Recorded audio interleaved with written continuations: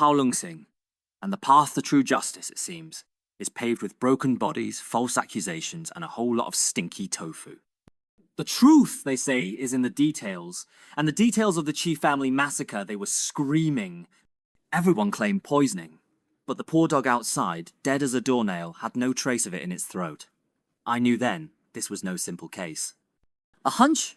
A spark of the old Judge Bao's insight led me to the morgue. I checked the bodies, and yes, poison in the throats! Aha! I cried, a triumphant shout echoing in that morbid chamber. But then, the stomach's empty. No poison. A chilling realization hit me. They'd been killed first, then forced poison down their throats to cover the tracks. Victory! I wanted to scream. Instead, I was swarmed, accused of tampering with evidence, and dragged back to the very jail I'd just escaped from. Locked away, I found Chin Lin herself, broken and despairing. I swore to her then, a solemn vow that echoed in that dank cell. I would clear her name, and just as hope seemed to flicker, my loyal, quivering Yao Wai, ever resourceful, smashed through the bars. We slipped out, back to my home, only to find my father on his deathbed. He pressed a biscuit into my hand, a relic from an old friend, a minister of justice in Peking, he whispered. A last hope. He also spoke of a blue sky manual, a powerful book. Useless to me, of course, a man who couldn't read a single character. No sooner had we fled than Feng Tong Khan and his cronies slapped a bounty on my head, sending that same martial arts constable from the wedding after me. We barely escaped on a departing boat, sailing away from everything I knew. We joined a theatrical troupe, a motley crew of performers, and I knew I had to learn a trade, something to survive. My clumsy attempts at acrobatics were disastrous, full of holes, knives flying wildly off target, but it was a simple, honest life, far steadier than judging had ever been.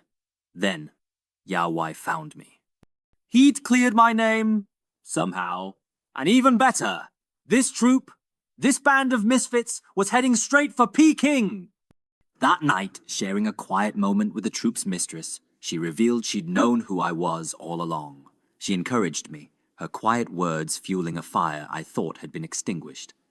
Arriving in Peking, I marched straight to my father's friend, Lord F.A., bursting with my tale of injustice. I laid it all out, the frame-up, the corruption, Chin Lin's innocence. And then, the crushing blow. He was one of them. A crony of Shang Wai and Feng Tong Khan. My father's friend was just another face of the monster I was fighting. Utterly devastated, we were back on the streets of Peking, homeless, starving. I was so hungry, I swore I'd eat a meal for free. A dine and dash, if you will. It went as well as you'd expect. A brutal beating, my precious blue sky manual torn and burned, and a debt to work off in the very restaurant that had just battered me. I was broken. A vacant stare in my eyes. Just a shell of a man. But then, I saw her. The restaurant manager.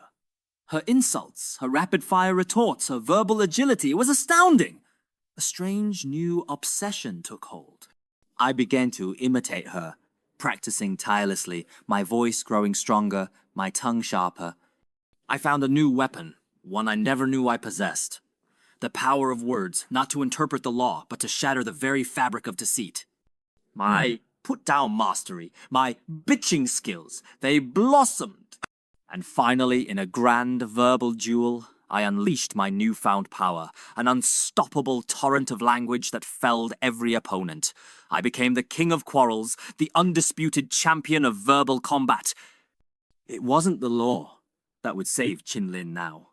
It was sheer, unadulterated, devastating words. But I still wait for a chance, which is coming soon.